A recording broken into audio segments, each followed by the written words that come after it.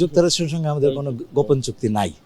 এই বিষয়ে আমার সঙ্গে ওয়াশিংটনে যুক্তরাষ্ট্রের আপনার energy minister, energy secretary Chris রাইটের সঙ্গে আলাপ হয়েছে।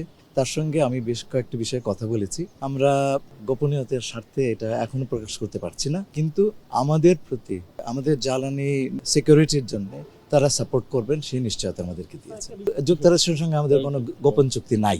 এই যে চুক্তি সেটা আমরা প্রকাশ করে দিয়েছি। ২ নম্বর কথা হচ্ছে যে কেউ কেউ বলছেন যে এই চুক্তির কারণে আমাদেরকে আমেরিকার কাছে পারমিশন চাইতে হচ্ছে। একেবারে মিথ্যে কথা। এই রাশিয়ান তেল কেনার ব্যাপারে সব দেশের উপরে রেস্ট্রিকশন আছে, আমেরিকান রেস্ট্রিকশন। সুতরাং আপনাকে সেই রেস্ট্রিকশনের ওয়েভার চাইতে হবে। এটার সঙ্গে চুক্তির বাণিজ্য চুক্তির কোনোই সম্পর্ক নেই। আমরা সব রকম সোর্স থেকে কিনবো।